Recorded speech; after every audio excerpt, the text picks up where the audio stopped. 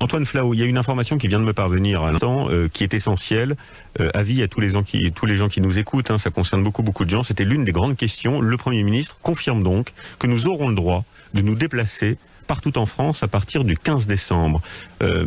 Est-ce que, là encore, pardon de vous mettre dans cette situation de juger parti, mais est-ce que ça vous paraît cohérent par rapport à ce qui a été annoncé précédemment ?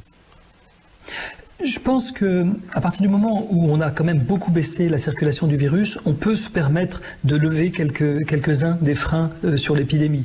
Il faut savoir que si on lève les freins, le risque évidemment c'est que ça redémarre. Oui. Les vacances de Noël vont apporter un intérêt important contre la circulation du virus, parce que les enfants à l'école, comme je l'ai dit au tout début, sont des propagateurs de l'épidémie. Donc mettre les enfants en vacances, fermer les écoles quelque part, a un effet très puissant, un frein très puissant. C'est intéressant ce que vous dites, Antoine Flahault, parce que vous êtes en train de dire, nous, on voit le verre à moitié vide, on se dit, on va laisser les gens circuler, donc ça va faire de la mobilité, ça va faire des rassemblements dans les gares, dans les trains, peut-être dans des endroits à l'extérieur, certes, mais quand même, les gens vont se rencontrer. Et vous dites à l'inverse, la contrepartie, c'est que les écoles vont fermer.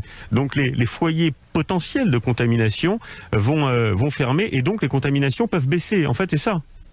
Oui, je pense que ça va avoir un frein très puissant, beaucoup plus puissant qu'on peut même l'imaginer. On a pu le démontrer très clairement sur beaucoup d'épidémies de grippe, et ce sera probablement la même chose aujourd'hui pour ces épidémies de coronavirus. Donc la circulation, il va falloir faire très attention, et il va falloir, je pense, redoubler d'attention et véritablement limiter au maximum nos interactions. Mais je crois que tous les Français l'ont bien compris, et que les gens vont vouloir absolument protéger leurs aïeux notamment, et les personnes à risque, mais cette fermeture des écoles devrait avoir un effet très puissant contre cette épidémie.